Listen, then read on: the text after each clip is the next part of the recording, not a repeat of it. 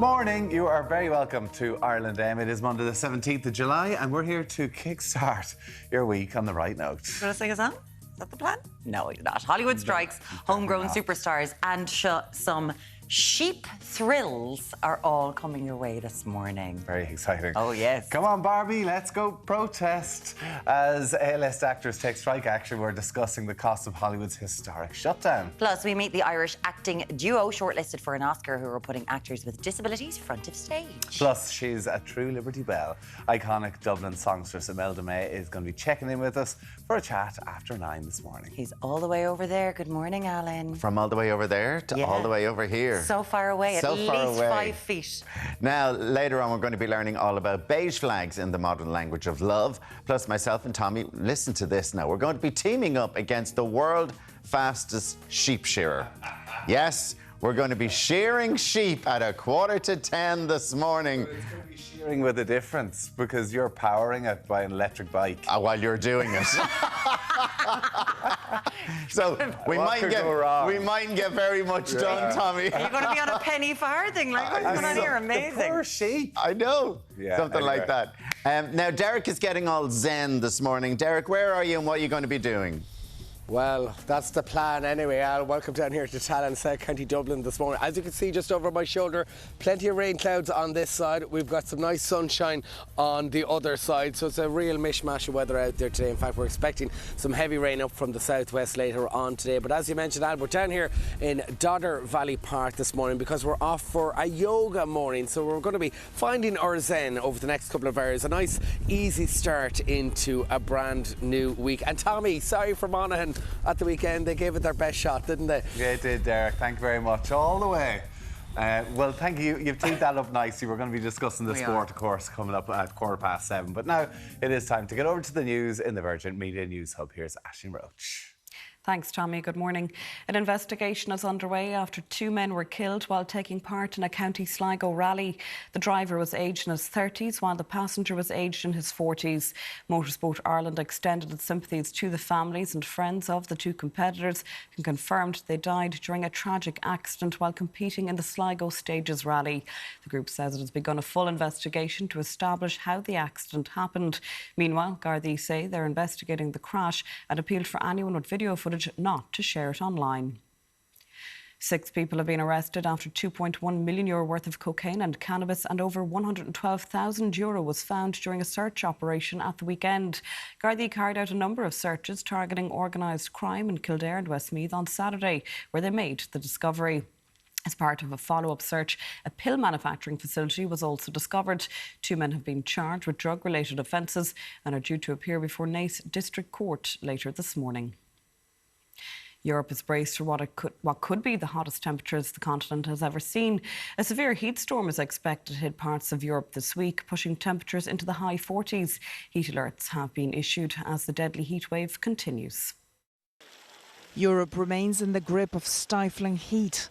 In Rome, temperatures climbed to mid and high 30s, and there's no relief in sight as the second heat wave is on the way. The country is bracing for record-breaking temperatures this week, with mercury predicted to reach 48 degrees in some parts. On the Canary island of La Palma, thousands were forced out of their homes amid a large wildfire. 300 firefighters were deployed to bring the blaze under control.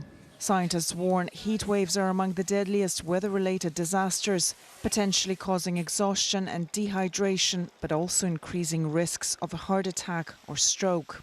Last year, multiple heat waves in Europe took the lives of over 60,000 people. Tanya Reut, Virgin Media News. Meanwhile, millions of people across America are also dealing with high temperatures that are well above average for this time of year.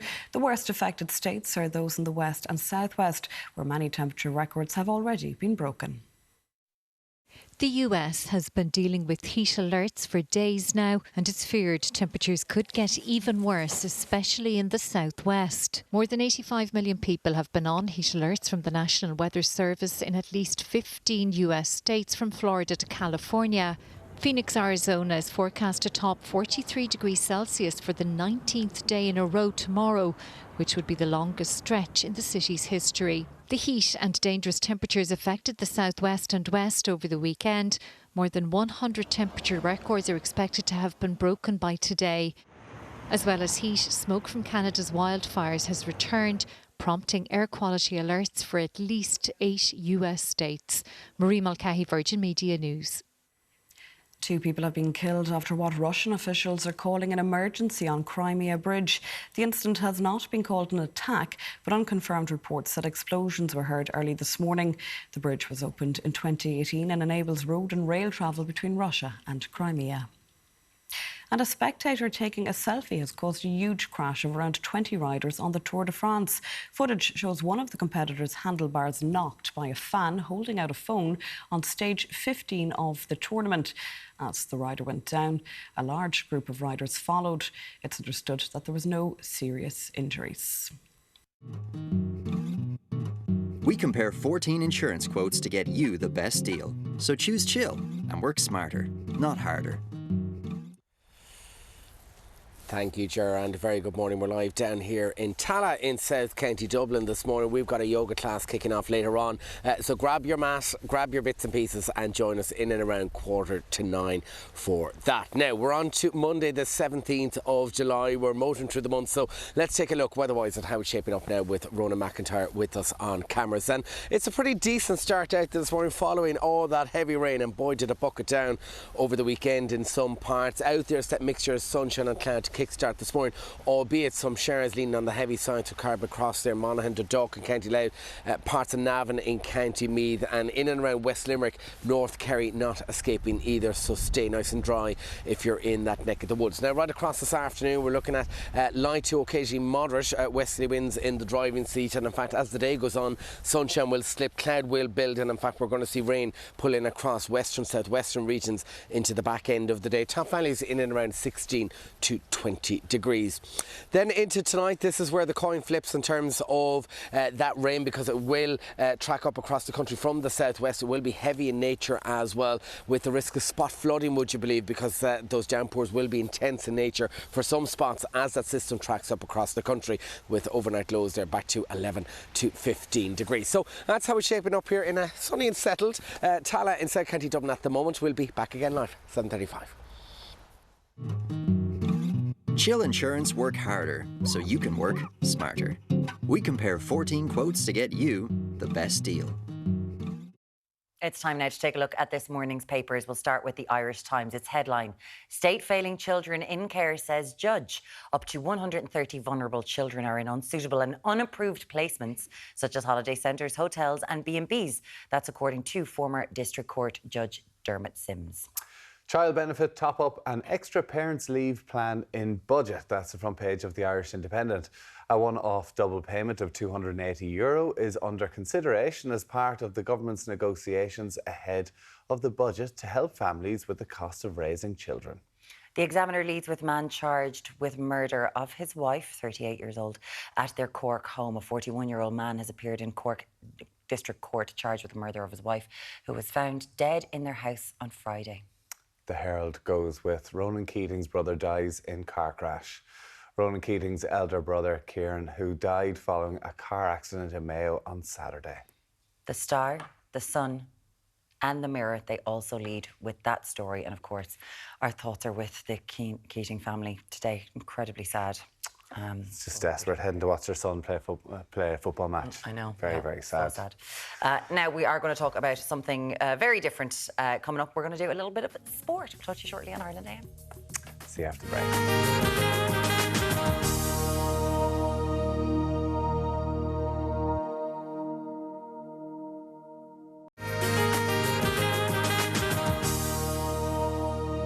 Tinseltown has shut down, with Hollywood A-listers joining the ongoing writers' strike. And talking to us now is Ali Ryan, founder of Goss.ie, and Brian Lloyd from Entertainment.ie to chat about what it is, in fact, happening. Brian, I suppose an awful lot of people, it's been said time and time again, this is American actors, this is in the American industry.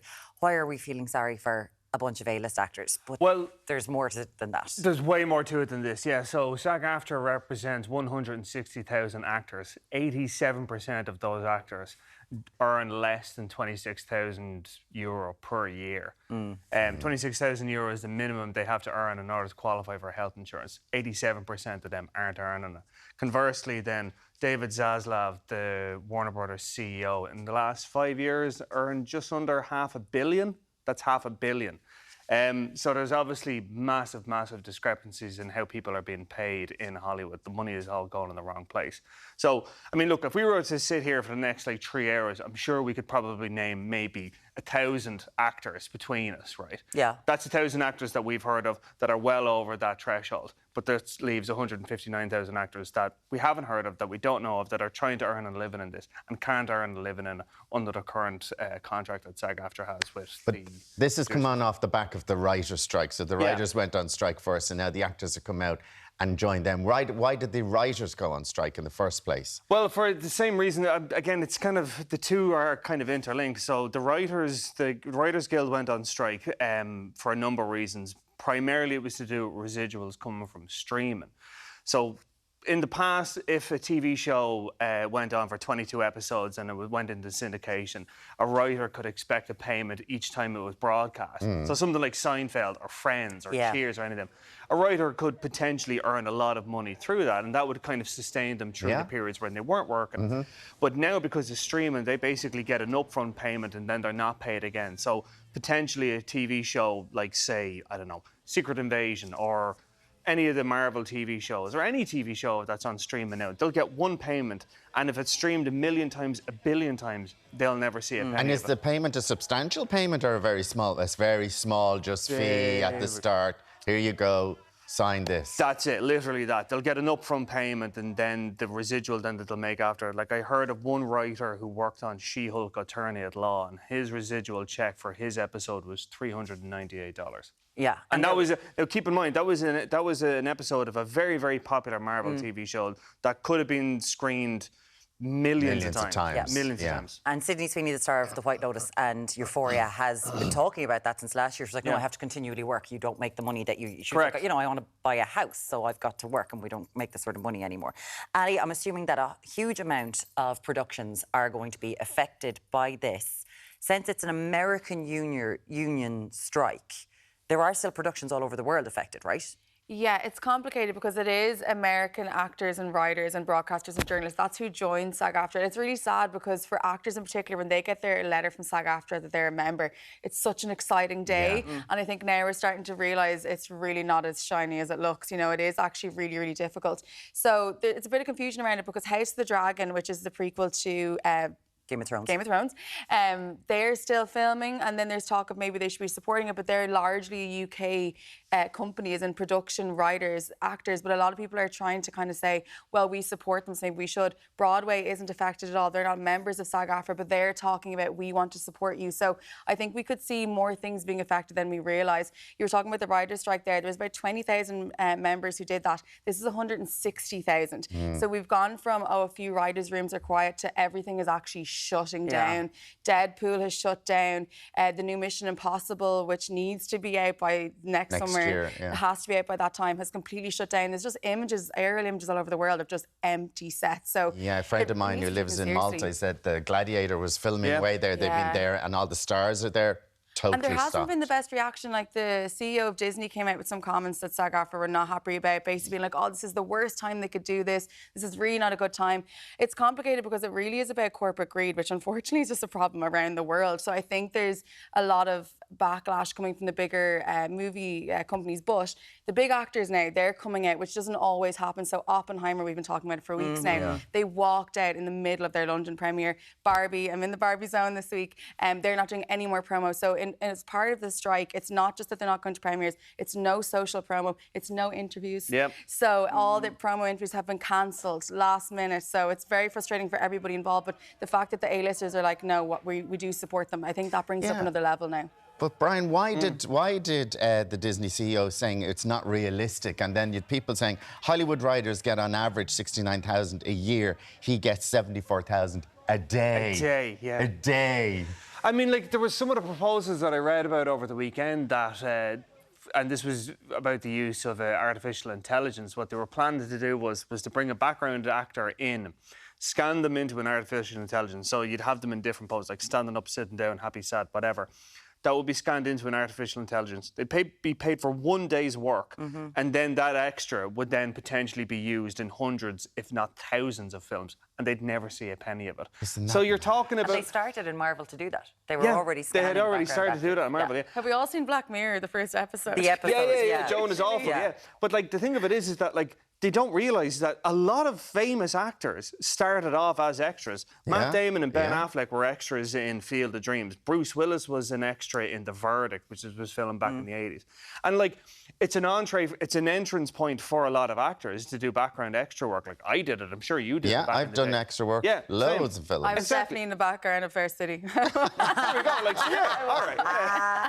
I was in the clinic. But, like, do you know what I mean? Yeah, remember the clinic? Yeah, I was in that. But that's my point, is that a lot of actors get their start by doing extra work, and that kind of sustains them. And then eventually they'll get up to the point where they can get a SAG-AFTRA card and what have you. And by doing this artificial intelligence extras, that cuts off an entire entry point for them.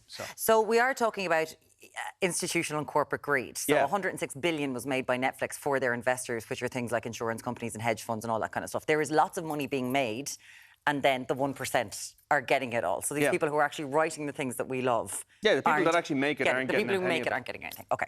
So this is happening at a time, and it was interesting, the timing. Two of the biggest movies that we're kind of sitting there going, OK, we need to save a bit of cinema. Hopefully people are going to go to the movies. We're talking about Oppenheimer, Christopher Nolan, epic, and then Barbie as well. What's it called? Barbenheimer? Isn't that Barbenheimer. So 20,000 people have bought tickets in the US to go to both things on the same day because people are so excited. But Brian, the stars of these movies, they're not asking people not to go. No. Right? Definitely not. No, there's no boycott. Like the Writers Guild, the SAG-AFTRA, none of them have called for a boycott yet. So by all means, go to see Barbie, go to see Oppenheimer, feel great about seeing it.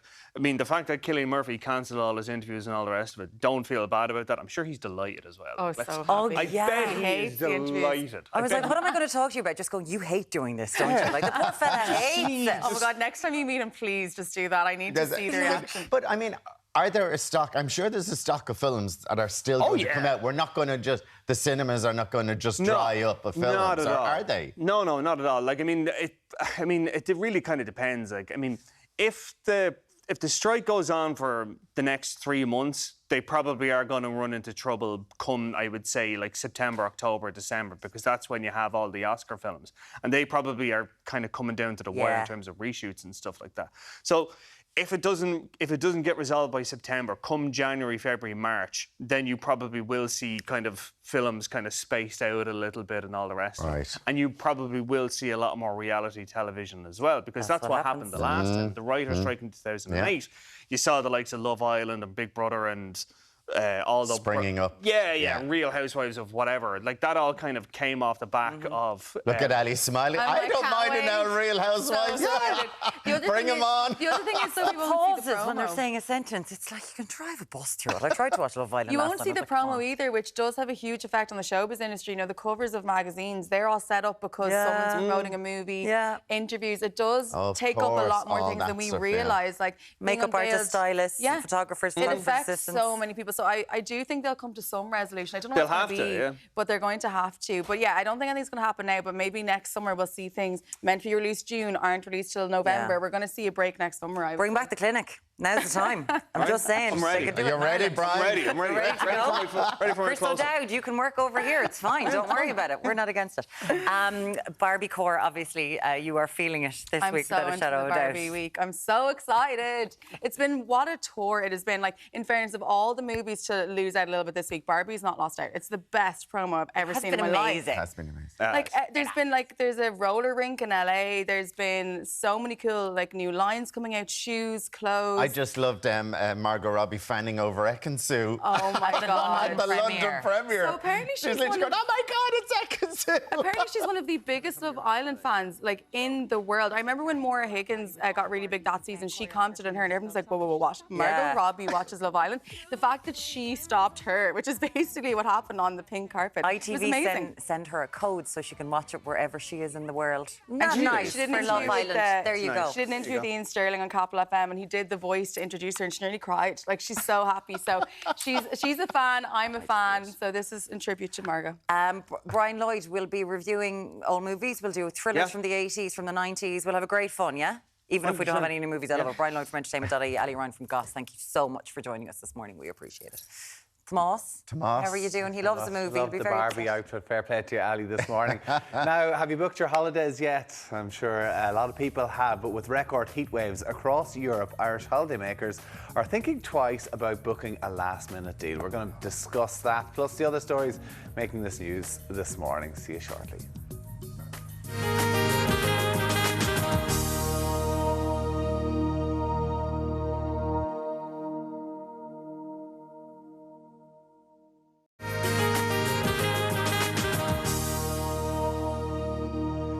Welcome back. It's time to take a look at the stories at the top of today's agenda. So here to discuss is Barry Gallagher from The Sun. Good morning to you, Barry. Morning, Great to have you with us.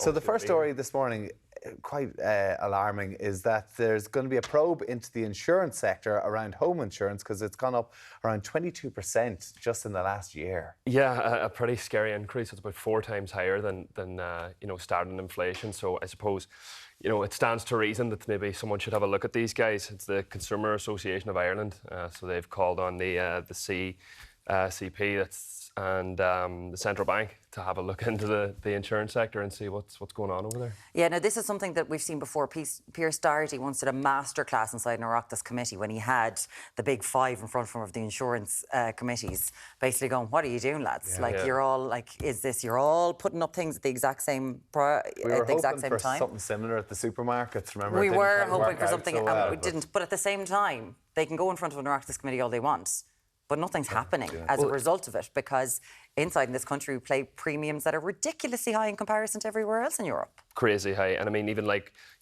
price walk, and that was abolished in last June. And even so, there was readers, there's an independent.ie article, there was readers coming in saying their premium had gone up to €600 from 400. I mean, a 50% increase in 1 year. It defies logic, really, that insurers can get away with this. Like I said... So what's it down to?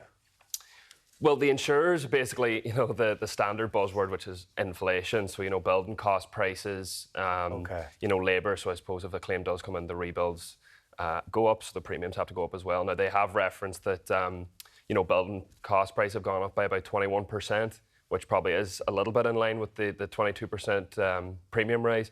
But it still doesn't really add up. I mean, it's not like every house you build is going to be burgled or destroyed. No, so it's not. Now, it shouldn't be a one-to-one reflection. Between 2021 and 2022, there was a 10% increase in burglaries, obviously, after the lockdowns and everything like that happens. I'm sure they're going to start spouting something about that as well. But at the same time, not every house is getting burgled.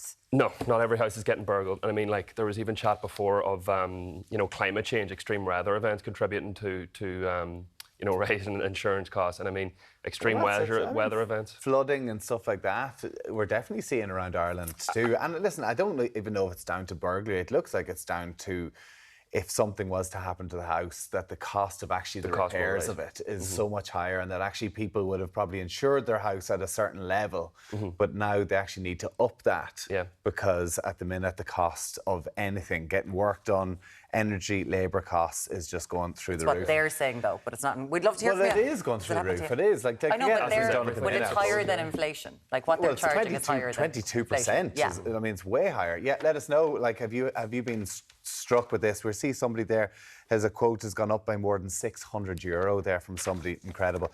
Yeah. Let's move on to this one, Barry, because Alan was kind of talking whenever I mentioned this earlier. But Irish holidaymakers are actually holding off on last-minute sun deals whenever you're seeing the record heat waves and fires and all sorts going across Europe at the moment. Yeah, Europe ain't looking too good, especially for the Irish. I like a lot of Irish people burn pretty easy. So, seeing that an anti-cyclone, Shearing, was it called, ferryman of the dead? I mean, it doesn't sound very appealing, coming up from North Africa, spiking temperatures up to about the mid-40s.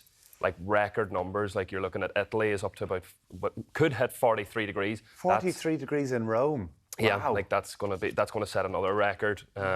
I think 48 degrees is being cited in another part of Europe. Like it's really, really scary temperatures, and it's understandable that Irish people are thinking twice before they book a last-minute holiday. But Alan was kind of tutting going, the weather outside, they're not thinking twice. But you would genuinely, if you're going off to somewhere and it's going to be 40 degrees, it's not enjoyable. My fella would melt. Yeah. He'd actually be like the Wicked Witch in Oz. He would just melt in that heat. Yeah. So I'm assuming it makes perfect sense that people would be like, OK, we'll stay at home in the rain. I mean, rather than book the last-minute deal. Oh, definitely. And there's no last-minute deals at the minute anyway, is there? This year, there's no value. It's what we were saying a few months ago. Well, yeah, most things are out of my budget anyway, but I suppose, yeah, I don't know, that's just me. But yeah, like, I mean, like locals in these countries, like they're being advised even to stay, I think it's 11 a.m. to 6 p.m. Like, I mean, you'd imagine that's kind of your peak activity time if you are on holiday. So, yeah, you know, nobody wants to fly out to Spain, Rome or Greece and sit inside all day. To go on holidays, yeah, stay inside between 11 and 6 o'clock.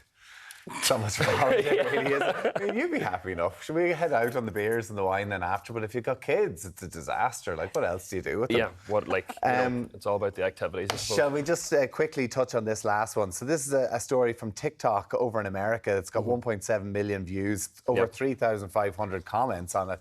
So a woman has booked a flight and decided she wanted to sit beside the window because she can sleep better.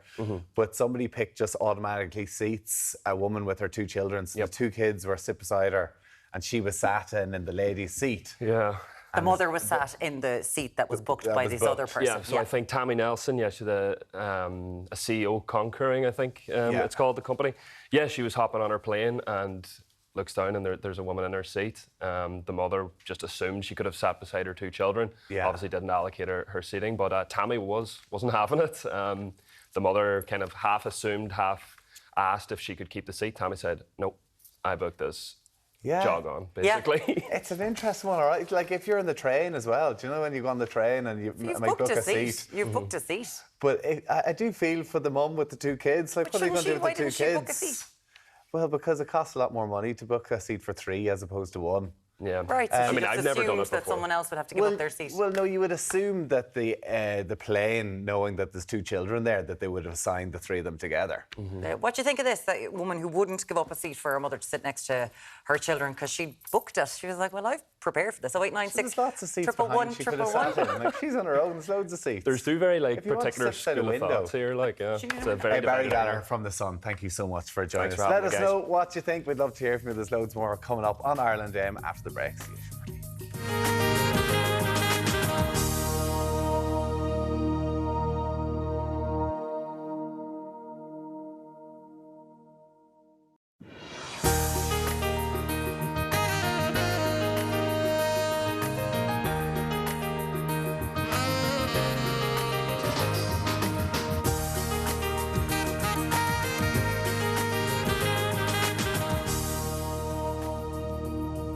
Hello, welcome back to Monday's show. Coming up this hour, we have got singers, sheep and saucy desserts. It will all make sense. First up, we meet the stars behind an inclusive drama group changing the narrative on disability one role at a time. No stranger to the stage, music icon Imelda May talks about her theatrical debut, and that's coming up just after 9. But Tommy is outside and they keep on, I'm going to say it, some sheep thrills. Tommy, how are you getting on?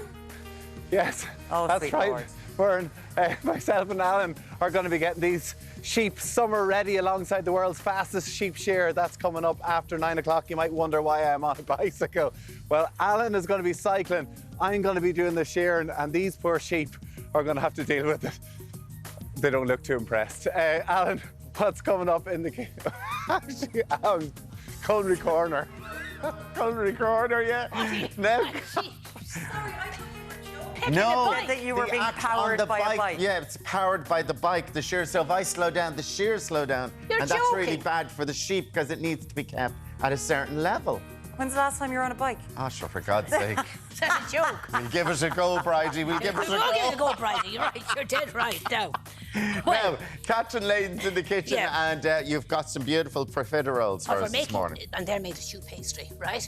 And choux pastry is a mixture you use for eclairs, profiteroles, or for these chocolate buns. Little variation on them. Oh, you're doing a little variation on the system here. So it's like the chocolate's still a bit warm going on. There's cream and salted caramel inside them.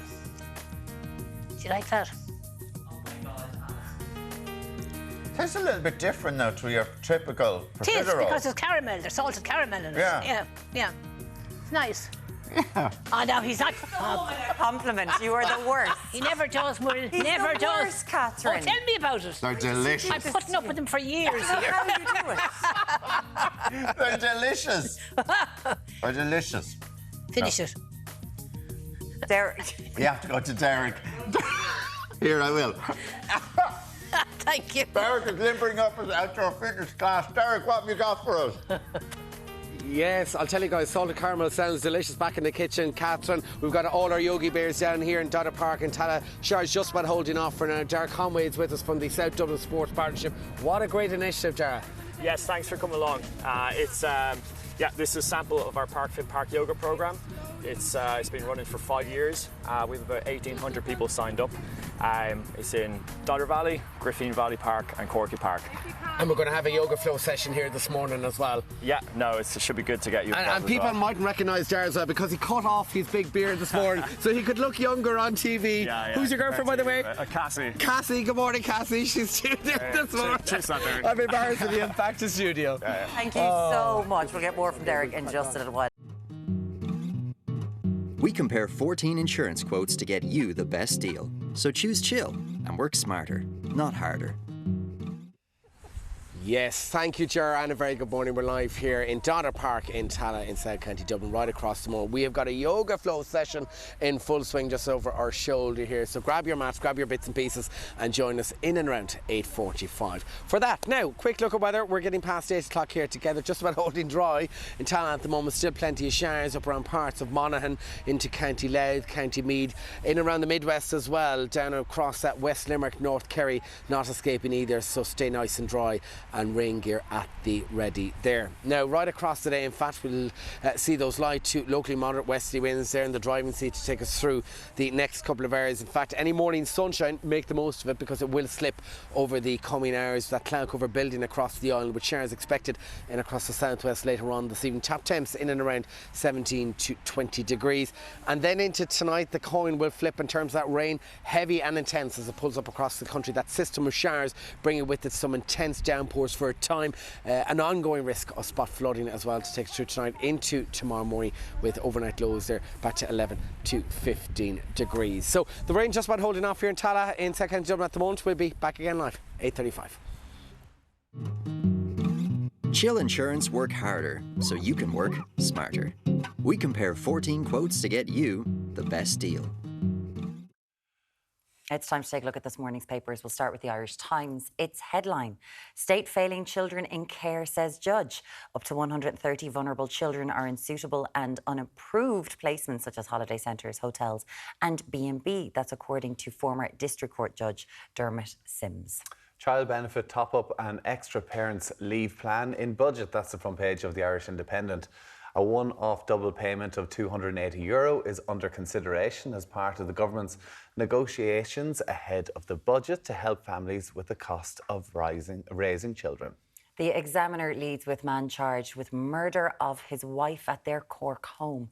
A 41-year-old man has appeared in Cork District Court charged with the murder of his wife, who was found dead in their house on Friday. Vast majority want RTE to cap salaries. This is a top story on the Daily Mail.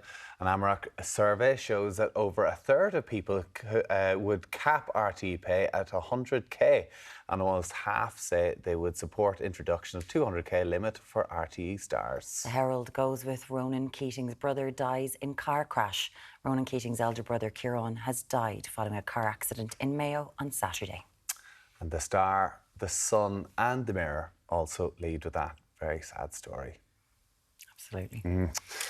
Now, we were talking earlier on during Making the News about the rise in home premiums. A consumer watchdog has urged a probe into the insurance sector after a surge in the cost of covering homes. It has gone up 22%, which is an awful lot more than the rising cost of inflation, Alan. Yeah, Jane says that home insurance premiums should be linked to the rebuild costs if the worst should ever happen. Most people I know are actually underinsured due to the price of premiums. I was getting my house insured there recently, and I did bring up this. I sort of said to the guys, I said, so what I'm covered for now, that I was covered for that last year, I said, surely that's not the same now, because if anything, God forbid, were to happen, the cost of rebuilding my house or getting it all done up again would be much more. And they said, yeah, well, you have to look into that. They said they have put an extra percentage onto it or whatever, but they said it's up to you now to look and see how much do you think your home is valued at. You're going to have to insure it for more, yeah, exactly. But 22% is an awful lot. Yeah. No, but I know someone who went,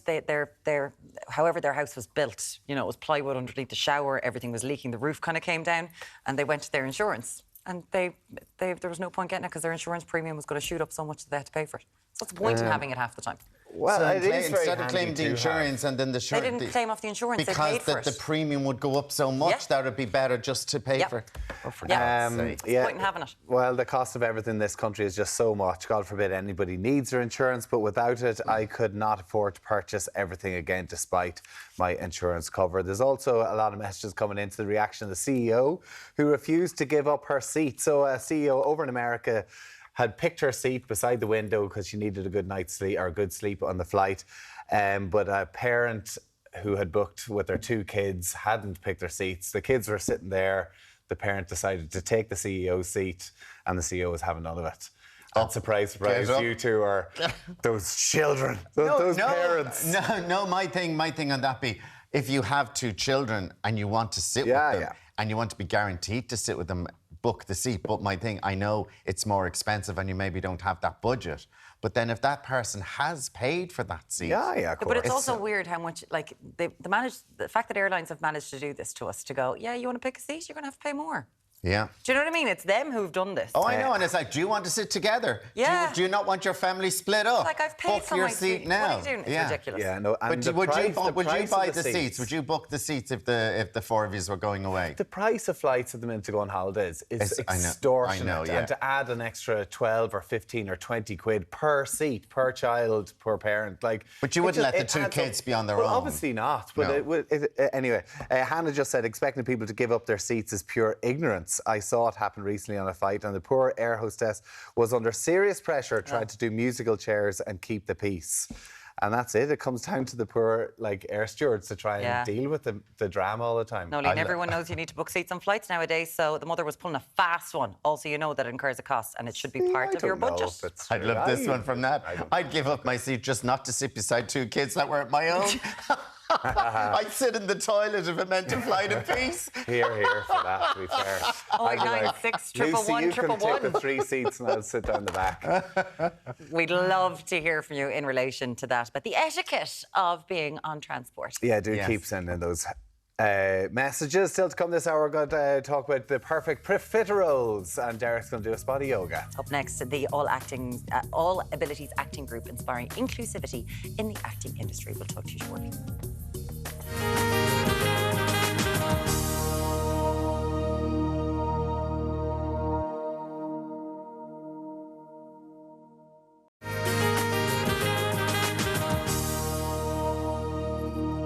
You're very welcome back. Now, our next guests have been recently longlisted for 2024 Academy Awards, and have been shining a light on performers with intellectual disabilities along the way. Please welcome Aisling Byrne, founder of Run of the Mill, and also the guy who is directing everything in the studio right now, actor Mark Smith. Thank you both so much for being here. It's lovely to have you here. Mark's telling us what we're going to do at the very end of this interview and all this kind of stuff. So he's just making all the decisions. Home from home, as he said. He's 100%. Aisling, can you tell us about Run of the Mill and what it is that you do? You're going almost 10 years now in 2024. Yes, I guess, sort of started very ad hoc in the community, but yes, we are going 10 years. We're an arts organisation that tries to platform talent with intellectual disabilities, basically. So mostly used to make a lot of theatre, and we started kind of transitioning into film work in the last couple of years. But I suppose, we just want to open up the space and level the playing field and make sure that, learning disabled stories are told and performers get the chance. Where did you get the inspiration to do it? I suppose it probably goes back to our origin story, Mark, doesn't it? Yeah, it does. I was studying theatre in Trinity, and I went on a placement in St John of God's Community Services in Selbridge as part of a kind of a module on socially engaged theatre, and that's where I met this talented gentleman here, and a host of other very talented and interesting people. And we started just kind of running drama workshops every week, and I realised that there was just, I suppose, a whole richness of talent, a pool of talent in my own community that wasn't being that explored, I suppose. And Mark, for you, because you met in St John of God's when you were doing a horticultural programme, is that what was happening? That's correct, yes. And had you acted before? I started acting when I was very, very young. I was probably in between 6 or 7. Yeah. And then I went to Swiss and Drama. Yeah. In Leixlip. And that's how I met George Mamatton and another friend of mine as well. He was in Harry Potter as well. Devin Murray, yeah. Devin Murray. You were a bit of a child star in your day. Yeah. You were like you've been acting from such a young age on stage and screen. Like, was acting always something? Like, did you always want to be an actor? When I started acting, I was doing different things. So I done Snow White and the Seven Dwarfs. Oh, nice. I had one line. and then that was it then. But what a line it was. I know. He made the most of it. I suppose when we met, Mark had done a lot of drama, but he had plateaued, I guess. He was in adult services and you weren't really acting at the time. Yeah. Yeah. And then I suppose when you're not getting to do something that you love, and kind of Aisling comes along and she goes, oh, hold on a second, I can do something here. That must have been, like, what was that like to go, OK, I want to get back to this? Definitely, because it's me coming out from my shell and being more comfortable as well. Yeah. Mm-hmm. So it's kind of like the first show, not a professional show, I done a show called King Lear. And that's when Aisling said to me... The first big show I directed you in, yeah. We were sort of treading the boards in the local community for a while. You did King Lear. Yeah. Yeah, let's just take on one of Shakespeare's most iconic plays. Why not? Something really easy, yeah. But we mentioned there a minute ago about being longlisted for next year's Academy Awards. Of course, that is with Headspace, a short movie as well. Tell us a little bit more about it. Yeah, so Headspace started its life actually as part of the Virgin Media Discovers short film scheme, which is a really, really brilliant, scheme for filmmakers, for emerging talent in the industry. So I wrote Headspace, I suppose responsive to, I'd worked with Mark and Mark's peers at Run of the Mill for like 10 years. And I always thought like the world of disability services and residential services isn't really, it's quite underexplored in film. And it's an incredibly interesting world full of interesting people. So Headspace was kind of inspired by many of the anecdotes that Mark had told me of what life is like living with a group of people in a supported house in the community. So Mark kind of consulted on the script, we wrote it. And we actually both wrote it, by the way. Both wrote it, yeah. We actually did. And plus, what Aisling did was we had to kind of figure it out what the cast members would look like. So, like, I had, like, 2 of my friends were in the film.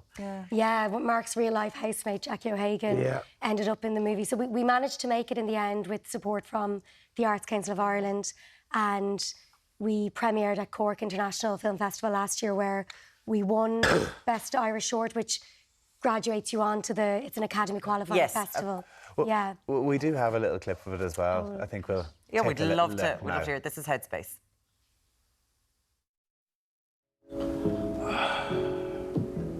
It's always like this. What? This place. Pretty much.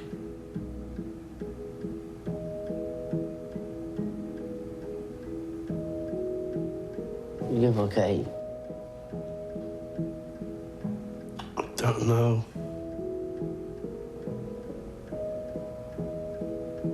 A microphone, though. Last it's a guitar.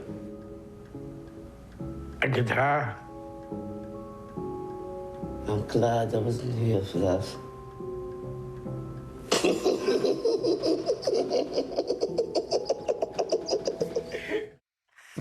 There you go. know, that's you seeing your work on screen like that. I'm just wondering, Mark, because of the success of An Irish Goodbye last year at the Oscars, you're longlisted now. Do you already have the suit picked out? Not yet. Not yet. Not yet. Not yet. But it's a huge, like, what an amazing thing to have achieved, to be longlisted for this. And this is something you created together. I know, it's kind of mad. Yeah. Yeah, because especially there's a few people in my family, like my mum and my family as well, and they're like, "Whoa, this is serious." Very proud of you. Serious, yeah. Like, very serious, and including two of the people we lost, as well as that. I lost a brother of mine last year. Yeah, it's been a kind of quite a challenging year for Mark. So. And he died on a brain hemorrhage. And it was kind of bringing me back to the acting and bringing me back to the actual. Yeah, you must be so proud It's kind of amazing for your family to have something like this. Mark. Yeah, it is. Yeah. Just something to look forward to. Yeah. It's unbelievable. Wow. And blazing a trail as well, Aisling, like, to have somebody like Mark, you obviously had such a connection with, but you saw the potential star power there. Well, absolutely. I mean, we're great friends outside of all the work that we do together. But I always say, you know, I never would have thought that we'd have gotten as ambitious as this with Run of the Mill. But we can only be as ambitious as, you know, the talent wants us to be. And so, you know, Mark is probably the most ambitious man I've ever met. He really reaches for the stars. So, as a director, it's such a privilege to work with a talent like that, because when there is no ceiling to his ambition, all I can do is try and match that with the work that we do, you know? Yeah, well, listen. Well, I think we have to kind of say this as well, because, you know, making a mark, you had one-man show on the Olympia stage, right? You were longlisted. That wasn't the Olympia. All right, and they were longlisted. That was the Dublin Fringe. Oh, the Dublin Fringe. That was the Dublin Fringe Festival. You did that, and you've got a medal for swimming. That's correct. I actually came second in the world in swimming. You got silver medal at the Special Olympics. In the World Games in North Carolina. Is there anything you can't do? I'm not even joking. Aisling, you can just talk to him every day and you got a new film. I know. It's Why not? He's a rich source of material. It's absolutely unbelievable. When it comes to Headspace, that is being shown around the place now at the minute, is it? It's kind of doing the festival circuit at the moment. So we've had some screenings at some fantastic festivals internationally and in Ireland. So it's going to continue its life on the circuit. Yeah, exactly. And it actually came to Vancouver.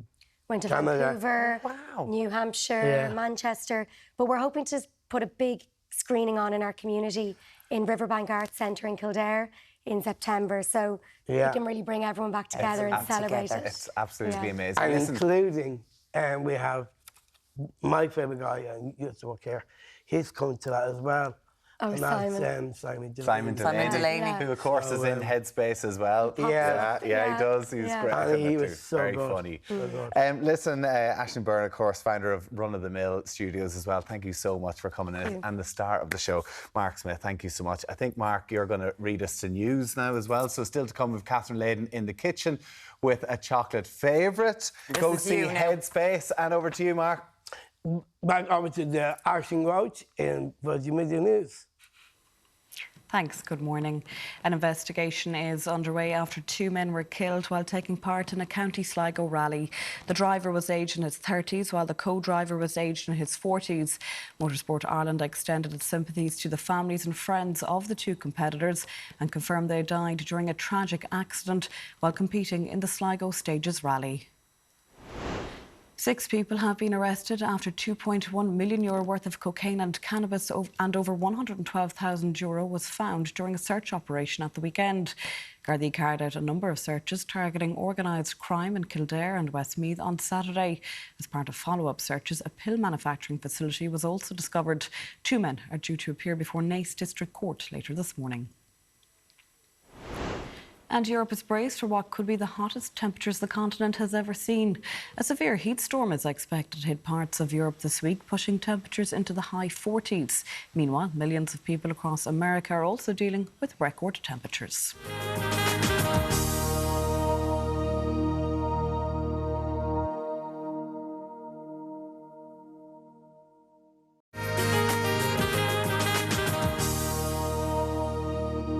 Now, something sweet in the kitchen this morning. Ah, she's sweet and lovely. She sure is. Are you slagging me off the again? The Profiteroles aren't bad either. Catherine Hayden, good morning to you. Good morning to both of you. Choux pastry. Now, but just before you came to air here, I melted. Choux pastry? Choux pastry. What's that? C-H-O-U-X. Heard choux pastry before? No. Well, now, You choux must have heard of pastry. choux. I've heard of choux pastry. Yeah, chocolate eclairs. You take two pairs of shoes off. Stop. And you're bad with the pastry. C-H-O-U-X. Anyway, into the saucepan you put quarter pint of water and 2 ounces, 50 grams of margarine or butter. And you slowly melt the margarine or the butter in the water. I've just done that, right? Now, we allow that to come to a brisk boil. So I just turn it up a small bit. And once it comes to a brisk boil, you add the flour. Now, don't let it boil for any length of time, because if it boils, it evaporates. You've got less water in the mixture than you should have, OK? Now, brisk boil, as you see. And it's boiling away Here I now. have 65 grams, 2.5 ounces of plain flour, or strong flour, better still, with a pinch of salt. What's a strong flour? Strong flour is a flour with high gluten in it. Oh. And Right? can you buy sort of, does it say on the On the packet, pack, strong flour. That's the Oh, flour always used for yeast baking. But we don't You'd get know much. that sort of thing if you're making choux pastry. Or yeast baking. What even? What, sorry, I still don't understand what is choux pastry. What's the difference between? It's cooked in a saucepan. Oh, As rather opposed than to just rolling it out. rolling it out, and, yeah, there as you opposed go. to rolling it out and Yeah, mixing just- with your hands. Yeah. Now we can turn that off now, because with the heat, now stir for a few minutes over the heat, because we want the flour to cook into the mixture, OK? So would all profiteroles be made like this? Everything with choux pastry made like Yeah. this, yep. What else would use choux pastry? Well, the profiteroles, eclairs, I said. Eclairs, Eclairs, yeah. There's a French dessert, a ring made with choux pastry, filled with cream as Oh, well. I know it, Gâteau, yeah. no, Santanora, I think, yep. Santanora, right? Yep. Very fancy. Now, once you've cooked in the flour, you take it from the heat. Now, what are you laughing at? Nothing. I missed it. I'm asking silly questions. Alan's looking at me. Well, he's learning. He'll know the next time what now choux he pastry knows is. what choux pastry Yeah. is. Catherine, I do learn from you. Thank you, darling. Pastry that's cooked. I listen. Alan doesn't listen, you see. Go on, Cooked let's pastry's baked. All pastry's baked. This is cooked first of all, exactly. No, I mean you cook the pastry instead of just rolling it out and Exactly. with the rolling Cook it first thing. and then, yeah. So how many Now, eggs have we got? 2 eggs beaten. Thank you, Tommy. And you beat until the mixture becomes smooth and shiny. Now, Looks just like to an mention, omelette. you may be tempted at this stage to take out your electric mixer. Yes, You I could, bet, but yeah. if you use the electric mixer, you're going to introduce air bubbles to your pastry. And And then surely when you it'll- fill it with cream, the cream will leak out through the holes. So the only way to make a good choux pastry is the old elbow grease and the wooden And is spoon. that all the pastry you're making this morning, Catherine? And how many profiteroles will you make out of that now? Well, depending on the size you pipe them or shape them, Yeah. I say in the recipe teaspoonfuls of mixture onto the baking tray. So you'll get about 12 big ones. 12? 24 small Out ones. of that? Yep. Catherine, you're absolutely flying here, but stop now, because you'll be wrecked. Well, She has to do it. But Has sure, to be that's done. it done. So we know it's telly. Sure, it just... Here's one I made earlier. And oh, you're dying to taste them, are you? Yeah, I am, yeah. I knew that, yep. Oh, Now, so- just another little tip. Okay. As I say, you can spoon the mixture onto your baking tray, or you can use a piping bag. Now, if you're using Okay. a piping bag, as I've given this tip several times before, turn the mixture, put your bag over a jug or a bowl, Okay. and you see if you're 2 hands free to work with, Oh, yes, that's and you're not clever. worried about the mixture coming into the bag or coming out Okay. through the bottom while you fill it. So if you put that Soft onto and onto the baking tray, what, you just lay it out flat? There's the baking tray, right? Yeah. You just pipe out your... Or you can use a right, teaspoon. okay. Piping as I them said. into You're the piping it onto the profiteroles, baking yeah. tray, right. Now, here's we have the tray. Ah. You preheat your oven to 400 Fahrenheit, 200 centigrade, gas mark 6. If you're using the piping bag, pipe from the top down, It's a fancy and one, then isn't just it? drop. Okay, so that's your And then how do you get the stuff in the middle? You cut them when they come out of the oven. Okay. Oh, show you so now. that goes into the That's enough. oven Let's- first. Okay. let's move on to the sauce They've then. gone into the oven then. So, Catherine, they're out there now.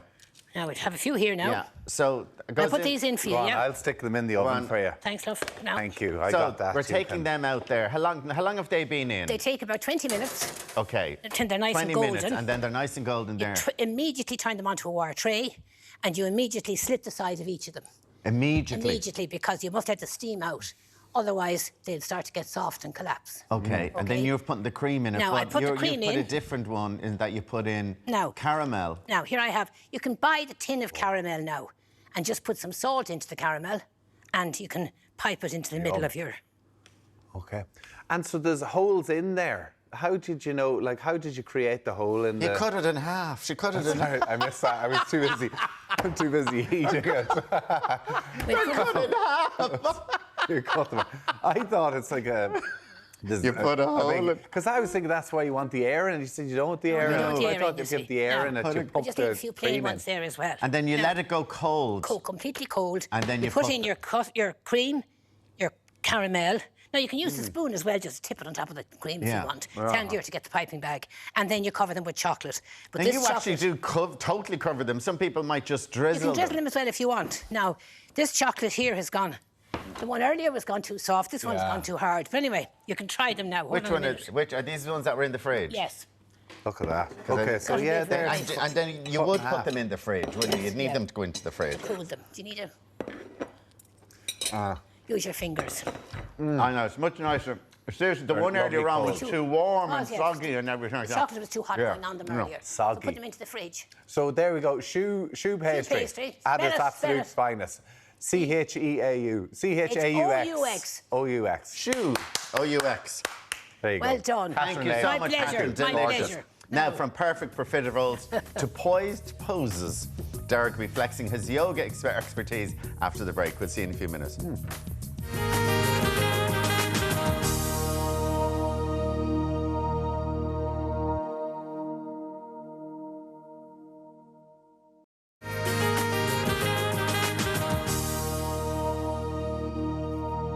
You're very welcome back now. I think it's safe to say our roving reporter, Derek, he's a bit of a poser.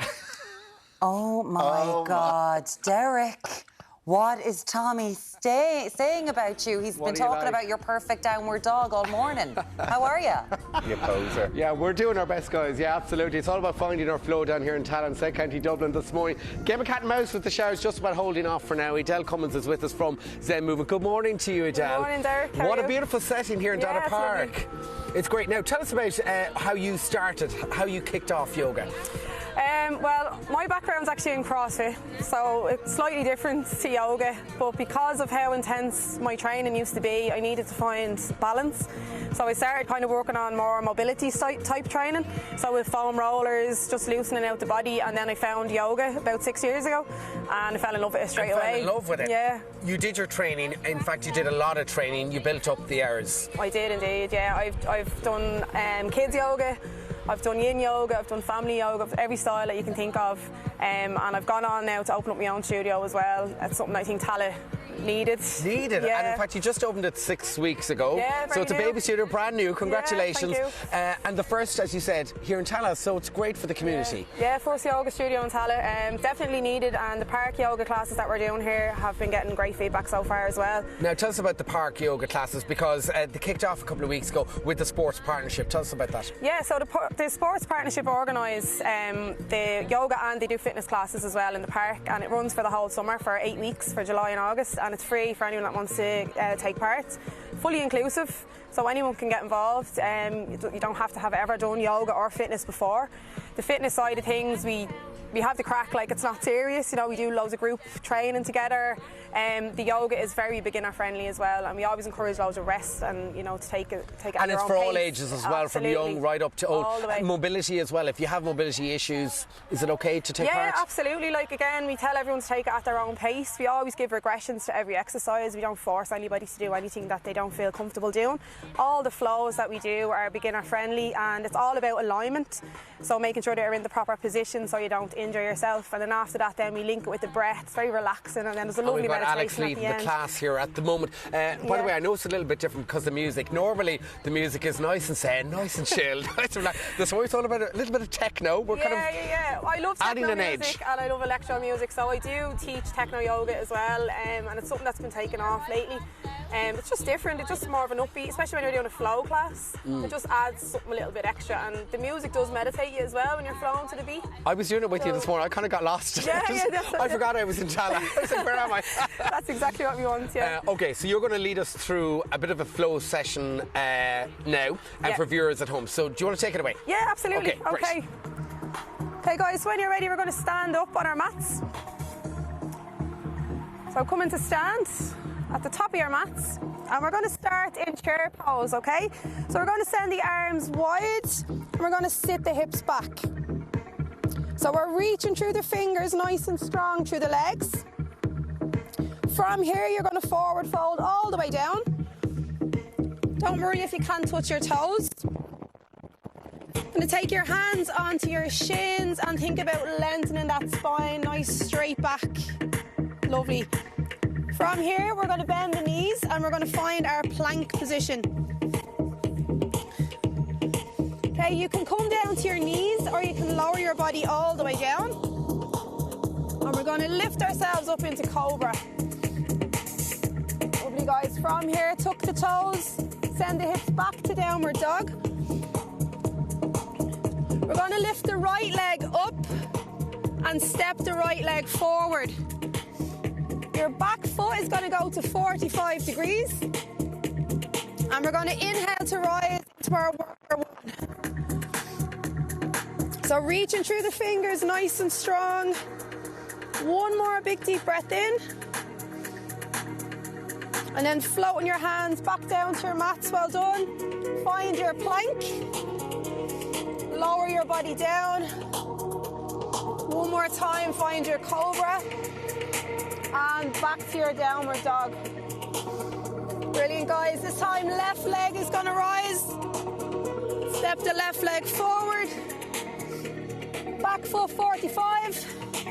Big breath in as we rise. One more breath in your warrior one. Floating your hands down onto your mats. Find your plank.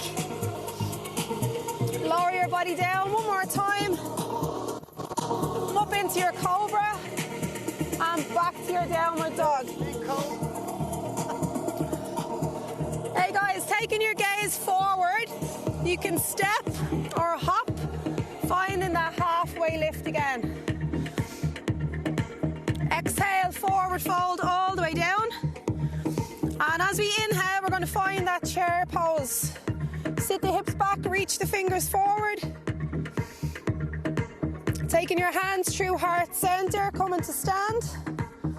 Namaste. Oh, we love that. Sorry, that was DJ Ellen on the decks as well. Kind of feels like a rave in Tala. Where can we find out more online? On zenmovement.ie or Zen Movement on Instagram and Facebook. All right, we absolutely love that. Thanks so much for everyone joining us here this morning. Big Bula Bus, guys. Back to you in studio. Thank you. Love that. Now time for a rave. I think, Al, you could do a bit more practice. The sounds out of you. Amazing. Could do a few more downward dogs now before I need. He was kneeling down. Am I doing a downward dog? No, Alan, that's not a downward dog. Amazing. Well done, Al. Still to come. Master of Music Imelda May chats about her new theatre project. Plus, we'll be talking all about the latest love lingo, and we're going to be love lingo, and we're sharing a sheep. I mean, if that isn't love lingo, I don't know what is. We'll be back shortly. Sweet Lord.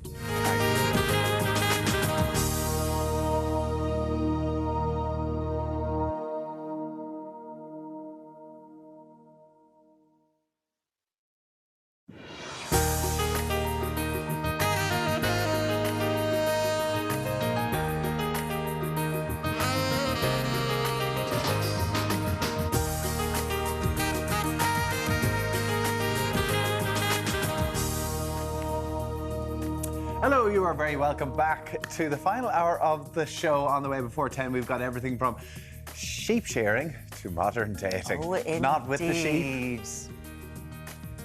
Move on. He had to do it. He had to do it. First up, Dublin music icon Imelda May is going to be with us to talk touring, theatre and lots more. And from beige flags to breadcrumbing. They have it. Relationship coach Lisa McFarland is here. She's going to be guiding us through the modern dating terms. Good morning to you, Lisa. Is this a new phenomenon? It's new words that are coming in, but we all know what red flags are, we know what green flags are, but we have this new one now, beige flag. So let's talk about what beige flags are, yeah? Okay. Yeah, we've been sitting here all morning going, what? We're very happy that we're in relationships. I think that's it. We're like, it's so complicated. Look forward to catching up very shortly on that. Now, hoping there's not going to be any actual beige flags flying around with Alan and his all sheep. How are you doing, babes? I'm grand. I'm joined by Donegal Man with a sheep shearing world record. Ivan, good morning to you. Tell us about the world record. You're in the Guinness Book of Records, still standing the quickest. What was the record? Yeah, I shore a full wool sheep in 37.9 seconds. 37.9 seconds. I doubt if we'll replicate that today. No, probably won't break it today, no. So you've done that. So this is the big part of the Clonmany Festival that's coming up in August. And it's going to be, this is part of it is sheep shearing. Yes, it's going to be a big event. Okay, well, we're looking forward to it because myself and Tommy, well, I think Tommy's going to be shearing the sheep. Oh, yeah, thanks very much. I'm going to be on the bike and keeping it going, but we're looking forward to that. That's coming up a little later on. Now, Derek, where's Derek this morning? Lads, you're shearing sheep. We're in the zone here in Tala this morning. There's DJ Ellen. She said we need poles instead of yoga mats. Anyway, come here. I believe, Adele, you have a couple of hundred people coming down here as well. Yeah, we had about 200 the first night, which was amazing. They were just coming from everywhere. Great. And you're looking to build on that. Yeah, everyone's more than welcome to come down. The more the merrier. Welcome down here to Tala. Back to you in studio, guys. Thank you very much, Derek. We'll catch up with you again later on. We compare 14 insurance quotes to get you the best deal. So choose chill and work smarter, not harder. Yes, Ger, live here in Dodder Valley Park in Talonsaig, County Dublin. Just doing a worn down session here with our yoga crew this morning, getting past 9 o'clock now. Weather-wise, it's a pretty decent start out this morning following all that weekend rain we had, but still plenty of shares now through parts of Fermanagh, up around the Inishone Peninsula, parts of Clare, around the Shannon estuary there, not escaping either now, but elsewhere some brighter spells pulling through and make the most of it because it will be quite short-lived across the day. Now into this afternoon, in fact, that's and then across the day, and we are expecting southwestern showers as we work our way into the latter half of the evening as well. Top temps out there today in that westerly airflow in and around 16 to 17 degrees. Across into tonight then, it looks like that system of showers, plenty of rain feeding up across the island, starting in the southwest, then tracking in that northeasterly direction. Some heavy and intense downpours for a time as well. Spot flooding on the menu out there tonight as well, breaking our way into the 18th of the month tomorrow with overnight lows back to 11 to 15 degrees. So that's how it's shaping up for now in Tala at the moment. We'll be back again live 9:35. Chill Insurance work harder so you can work smarter. We compare 14 quotes to get you the best deal. Hello, you're very welcome back. Now, earlier on we were talking about how a lot of Irish holidaymakers would, whenever you're seeing the ridiculous temperatures and stuff, that people are actually cancelling holidays or potentially not booking their holidays, and I think by that faith, I can't see, honestly now, I can't see people cancelling their holiday. Would you want to go to Rome if it's 43 degrees? No, well, if it was booked, I would still be going, and I would be making arrangements to sit in a nice cafe under an umbrella. Yeah, having a little I know water. If I was going you can do that in Malahide, you know that, right? You don't have to spend a fortune. You can do that out in your place. I wouldn't necessarily now be booking a holiday to Rome this weekend, knowing that it's going to be 43 degrees. No, but I don't think people kids and you're going on holidays, like you can't just sit underneath like if you didn't have aircon and say where you're going to stay in. But Tom said there's no way I would cancel my holiday over heat. People would be mad to cancel over a little sun. I'll take a few hours inside abroad rather than at home. Climate change, though, lads, it is terrifying, isn't it? It's mad. Get out in the mornings, do whatever bits you can before like midday, and then maybe take a little. I know, but if this is the new norm, no one's going to be booking holidays next year in July. I'm not doing that. Oh, they will. Darren says the weather is scary at the minute. We can joke about postponing our holidays or melting in the heat, but global warming is having a very obvious impact on our planet. Something needs to be done, but we're all just putting it on the long finger. We have a lot of messages coming in just saying, I've just massive congratulations to Mark Smith and Aisling Byrne, founder of Run of the Mill Productions as well. They are long-listed for an Oscar for 2024 for their new movie, Headspace. That's a short movie, and to be fair, Mark is an absolute... They were so brilliant. Great If you missed them, they were just so brilliant. Absolutely love Mark and Aisling. Such an inspirational story. The future is bright for these two. And we were also talking about quickly as well, the CEO in America who booked her seat, who refused to give up her seat beside the two children and the mum who was sitting in her seat, who just expected that she would just say, go on, you just keep it here. And Katie said, I'm a mother and I think it's our duty to be organised and have our seats pre-booked and paid for if you want to sit together as a family. Joanne said, I would have been thrilled to leave the kids with somebody else. I would read magazines, snooze at the end of the plane, away from the kids. I might make that mistake on my next flight. I love that. James said the mother should quietly tell the two kids to be as annoying as possible. The CEO would change her mind very quickly. Love it. Yeah, love fair it. play to the airlines who have managed to get away with making us pay twice for our tickets on a plane. Now, up next, Dublin singer and performer Imelda May joins us for a chat. We'll see you after the break.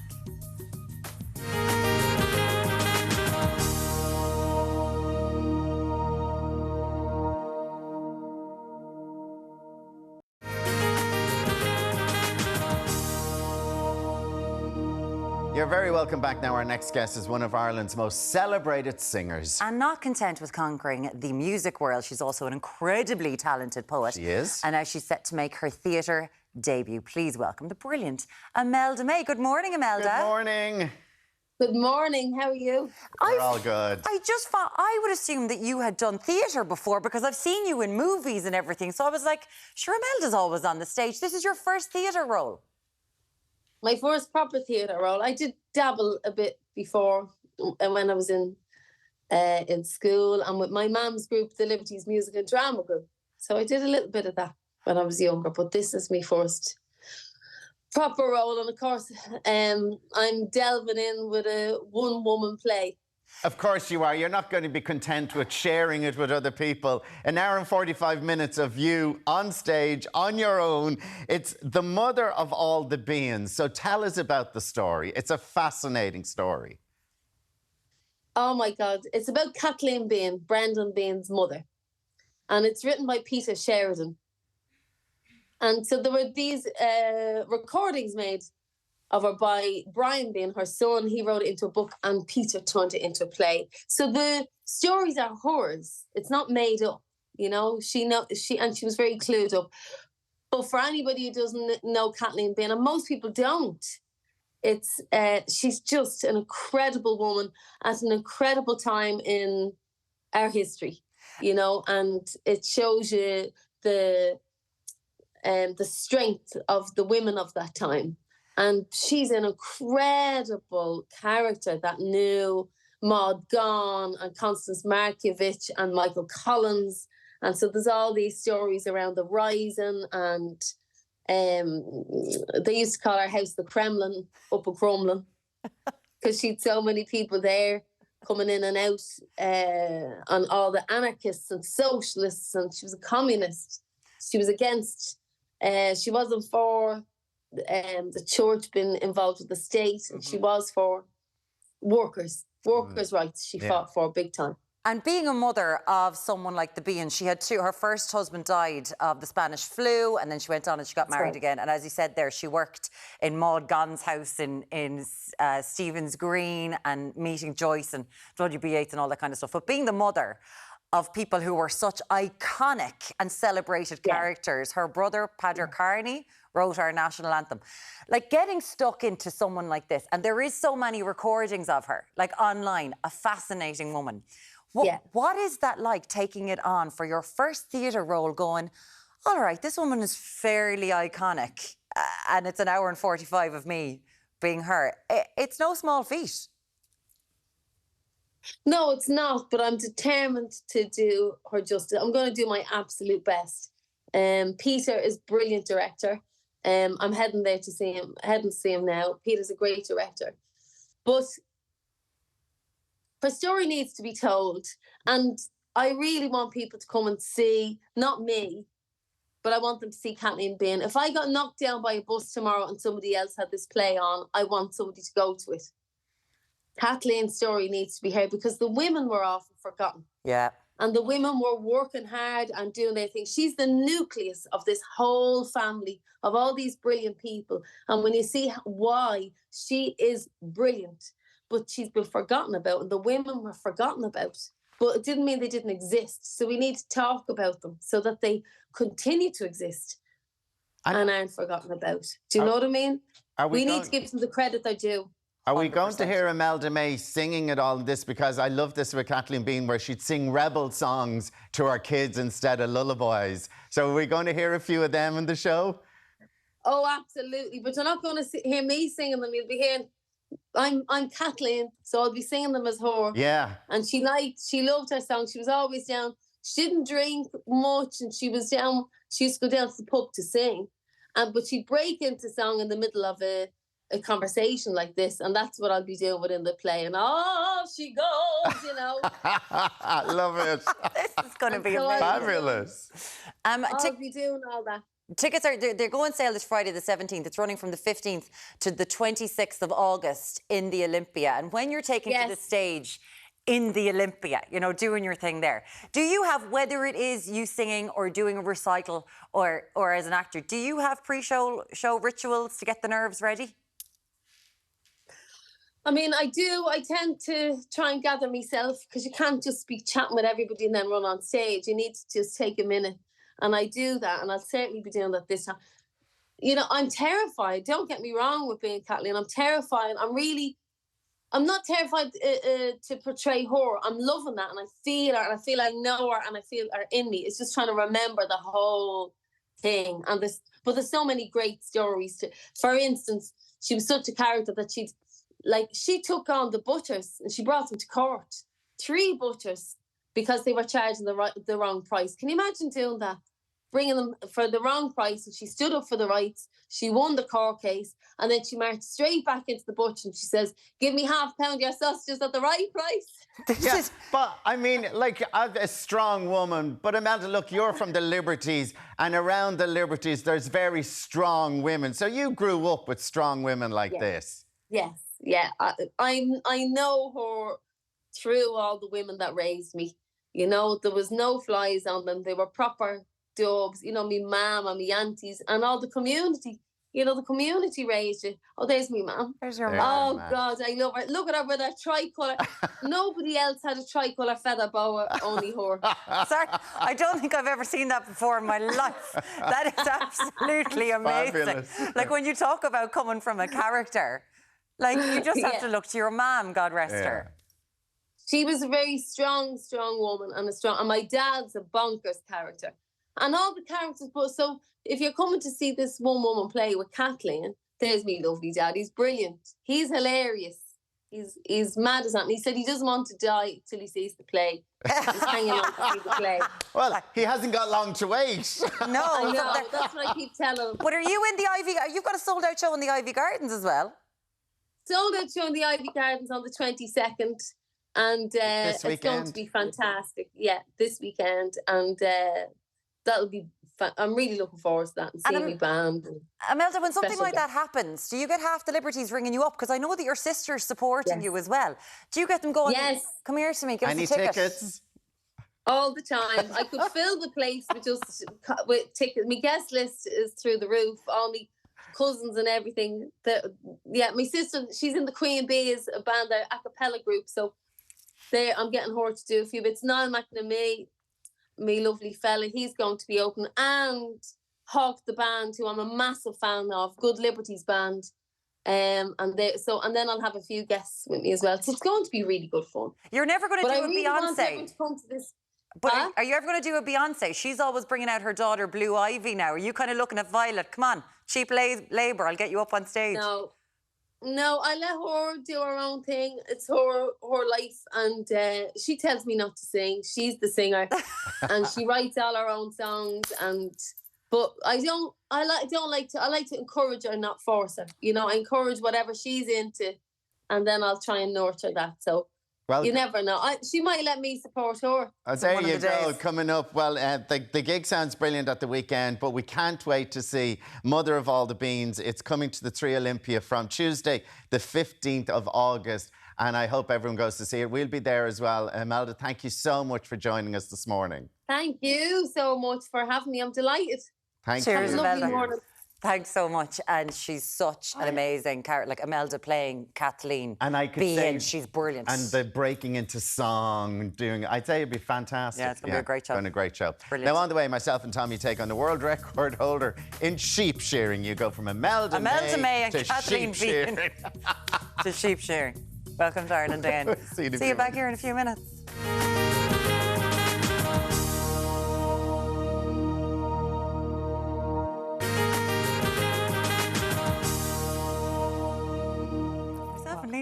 Myself and Tommy are getting a thing from Lisa here about our relationships, and we're like, are our relationships okay? Yes, they are. Well, when it comes to dating, we've heard of green flags and red flags.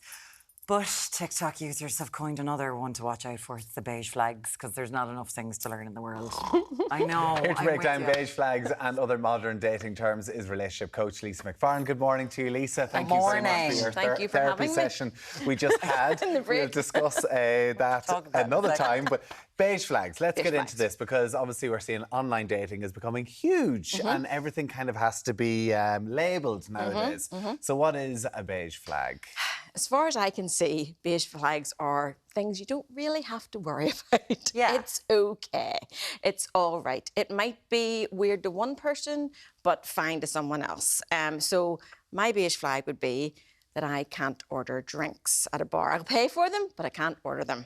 So why would someone find I'll come on here and talk to you all day long, but I can't. But people might find that weird, okay? People might find that weird. Or there might be something like, there was one I watched, TikTok watching, the guy scrolled the whole time while eating his dinner. And, you know, there's things like that. There's one here. Or makes noise while eating. Oh, and I say that. Is that a red flag? For me? That's different. That's no, I couldn't do My that. My partner's beige flag is that he doesn't put his phone on silent mode throughout the night because he's scared it means his alarm won't go off in the morning. My fiance's beige flag is that he doesn't like to eat dinner in silence. He will Google couples questions and relationship quiz and make us take them in the middle of a packed restaurant. So these are all things that are a bit quirky. He'd be a green flag for me, obviously. Green flag for you. Yeah. But that would be weird for someone. A bit quirky. It's not a big deal. It's just something quirky about your partner. My whole thing is just find someone who finds you're weird. Cool. There we go. Yeah. Except we're all got our little weird things. We're all got our little weird things. There was one that someone who now loves Lego going into become an adult.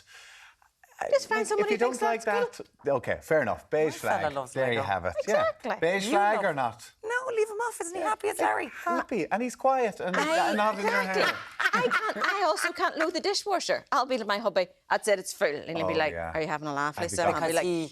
It's full. It's full. Okay, well, I hate when it's set up wrong. Anyway, that's another beige flag with you. Orbiting. So this is a new behaviour. Relatively, what does orbiting mean? So orbiting is very much done online. So it's that you've broke up, but the person keeps like flaming your story or liking. So there's liking, and then you can flame someone's story. Oh, of course you can. So you can, of course, he doesn't really understand, but it's okay. You're constantly flaming my story. Yes, all right. So anyway, just liking your stuff on Insta, or liking your stuff on the snaps, whatever it is. But it's like, okay, we broke up. Why are you still doing this? All right. Okay. You can have a psychotherapist on to figure out why the person does it. We don't care. What we care about is you putting in healthy boundaries and saying, I'm not tolerating this. Okay. So you block the person. Block them. Or you can do magical things on Instagram. Like you can stop them, just mute them, stop them seeing your story, whatever. But when we go through a breakup, we have to grieve and we have to heal. And when we go through a breakup, we have to grieve twice. So you grieve for the person, but you grieve for the dream of the relationship. You can't be doing that when someone's flaming your flipping stories and double tapping on your thing. And how are you going to move on or look for a different relationship when you have this orbiting situation? It's not healthy, but it's up to us to put in the healthy boundaries. Okay. What's it? Because this doesn't make any sense to me. Cobwebbing. No, we have to be careful with cobwebbing. This does. Sorry. I think this does. So it's just getting rid of all photos, clothes, anything with a past relationship. Get rid of it. Yes. Clearing out the cobwebs. But why is it? Oh, clearing out the cobwebs. Now I get it. Sorry. But don't do it in anger. Why? Okay. Because this has been part of your life. This is part of your story. And if you just clear all that out, you're almost giving away a part of yourself as well. Okay. If you can't bear to look at it, put it all in a box, put it under the bed until you've got to a better place. And then bring it out and say, that was a lovely wee date we went on. Yeah, the relationship ended, and maybe there were bits that you didn't like, and there's tons of stuff I have to learn from that. But all relationships are stepping stones. They're all learning. We learn the most about ourselves in relationship. What about on your Facebook pictures or your Instagram pictures? Like, do you want to be scrolling up and seeing But your again, new girlfriend with the don't ex? do it in haste. Okay. Just wait a minute. Just wait a minute. What about with your partner? Say, like, I've kept a bunch of stuff from exes. You know, my favourite tracksuit pants are an ex's tracksuit pants. They're very comfortable. And you still wear them? Yeah, they're very comfortable. Where's the cobweb? So I'm and just your thinking, partner's fine with that, but that's a beige flag for him. Well, no, he did have an issue with one thing. There was this picture of a bunch of us or whatever, and he didn't like it, and I got rid of it. Yes, exactly. So that's fine. You just got to see if everyone's okay. Talk to each other. Let's talk to each other. Let's move on. What about breadcrumbing? Again, a not tolerable situation. Okay. And that's up to us to not tolerate this. This is just like the odd wee text, the odd wee thing. It's about keeping that person stay in the friend zone, though. That's not breadcrumbing. Oh, right. Breadcrumbing is when it's clear that you fancy them and they fancy you, but they're just giving you a little bit of breadcrumbs, getting you a bit of hope. Yeah. And that's up to us to say, no, no, no, I deserve the whole thing. I'm not having this. So is it when they kind of really like somebody else, but they're happy to kind of like give you breadcrumbs? Not necessarily. They might be breadcrumbing quite a few people. Oh, right, okay. We've all been there. We've all been there. Come on, quickly, can we go cookie jarring as well? Another horrendous behaviour. Another horrendous behaviour. So cookie jarring is when you're with somebody, but you're keeping your hand in the cookie jar. So you're texting other people, you're horrendous behaviour. No good. No, we're not doing that either. Terrible. You deserve to be with somebody who wants you 157%. Every day of the week and twice on a Sunday. That's who you deserve to be with. Not somebody who has their hand in a cookie jar. I want you to take over the running of the country. I'm not joking. I think Lisa could absolutely do it. It would be amazing. You were talking to us about love language, love tests, the amount of relationships that are failing. We'll have to have you back. 70% to talk about all of this stuff. We have to change things. I don't have all the answers. I just know we have to change things. We're doing something wrong. We have to educate ourselves on how to do relationships. We educate ourselves on everything else. I always say it's like getting an IKEA flat pack with no instructions, and then when it ends, it's our fault that it ends. We didn't get the instructions. Amazing. I love this. If people do want to find out more, of course, at relationship.coaching.ni on Instagram. If people want to find out more, Lisa McFarlane, relationship coach. Thank you so much for that. We will be having you back because I think we all need it. We do. We've still lots more to come. Myself and Anna are going to be shearing a sheep. In a minute. It's Ireland Day.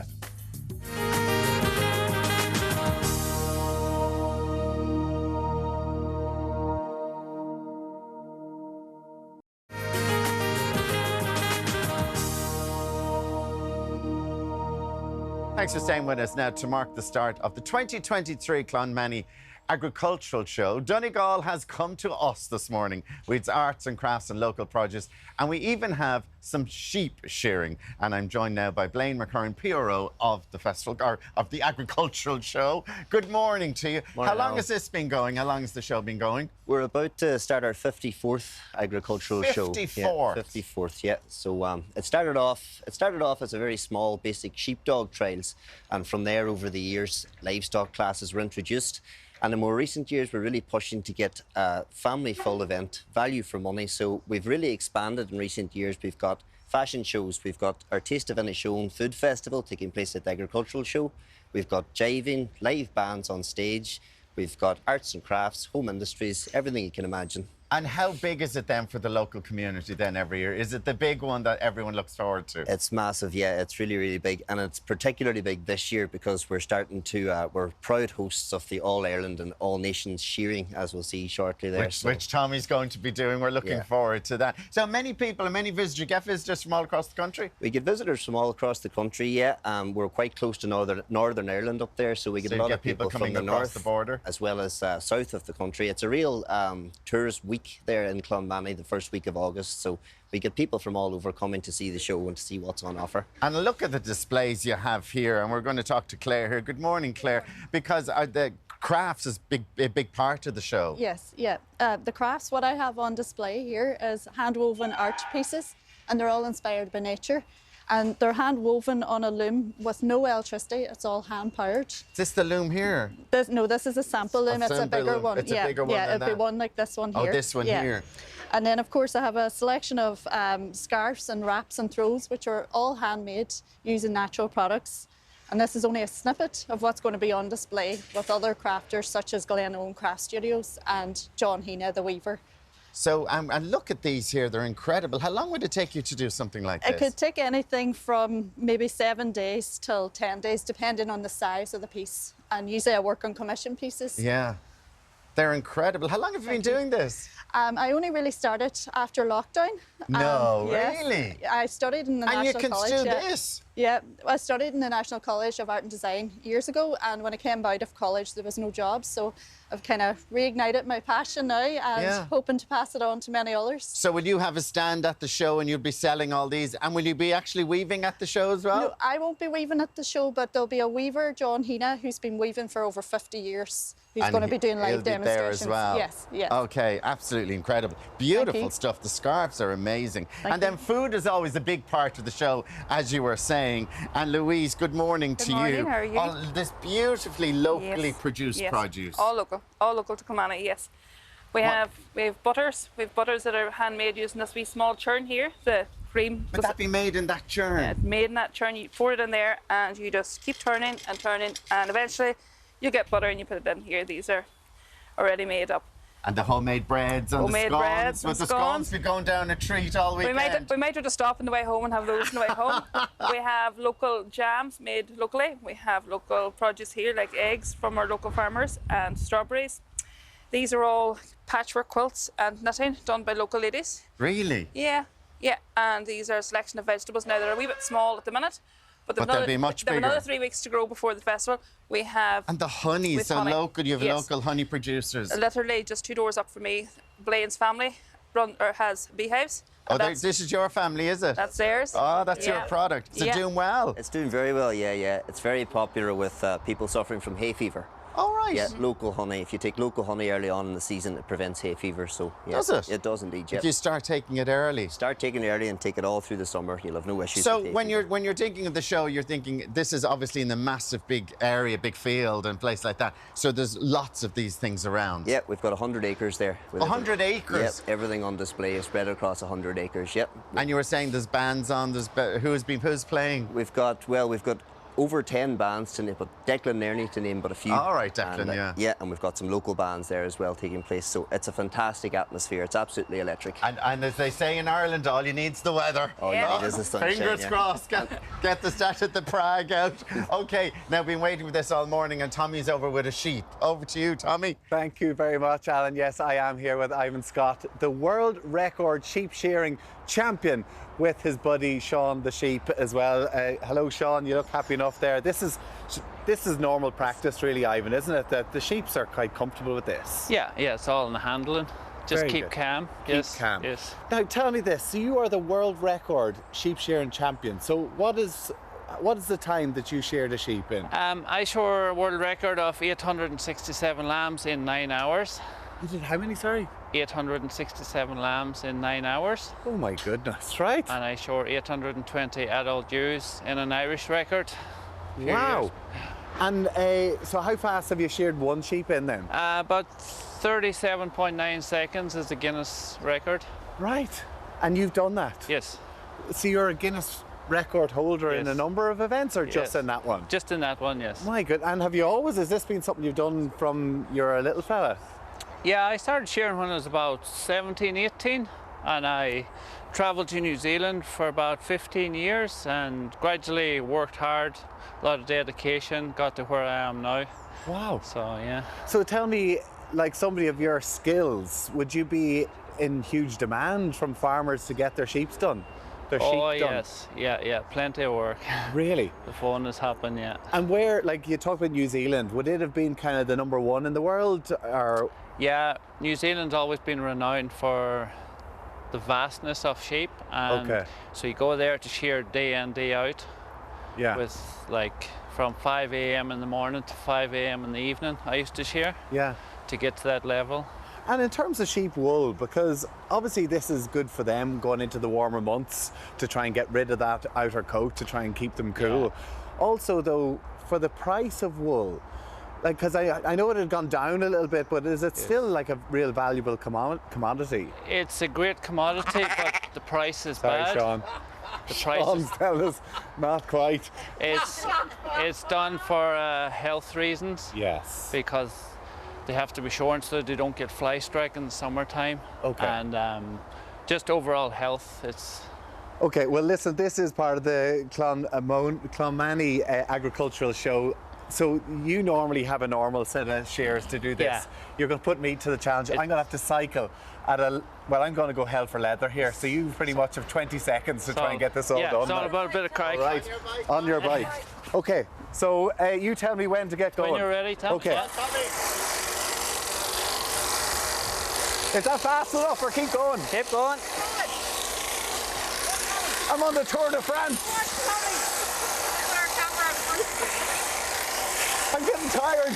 How are we getting on, Ivan? Oh, steady. Come on. Everyone keeps telling me keep her going. Keep her going. Is he meant to keep her going? Oh, look at this. Nearly halfway. Come on, Tommy. Greg O'Shea. Greg O'Shea doing his stage of the Tour de France. Not shearing sheep. I need my fancy watch like Greg O'Shea here. I need to put the saddle up. Yep, Tommy. Come on, Tommy. Hey, the perch. Hey, Sean, how are you feeling?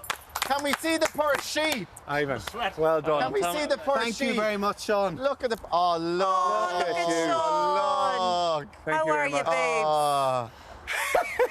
You all right? I'm glad I got to do it. It was meant to be Alan. Can you imagine I doing would that? like today. Sheep is still half done. Whoops, there we go. Isn't that gorgeous? Look at that. I'm ready. There we go. There you go.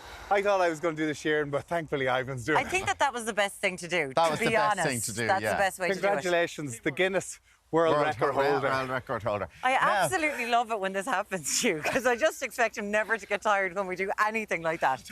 Well done. Well done. Well done, Ivan. That was brilliant. I would have been, you'd be calling they were an impressed with ambulance them. for me if I had to do that. They're impressed with him now. I Now have to 3 say. more to go, so you both have a go. On tomorrow's Ireland AM, we're going to be providing the top tips when bringing your car abroad. Oh, there we go. Plus, the sex educator Jenny Keane will be stopping by to spice things up. We haven't seen Jenny in a while. There we go, crack. Love Island's Tasha Gurry and Andrew LePage are going to be here as well. Chatting through life after the villa. We'll see you tomorrow from Recovered by 7. Goodbye.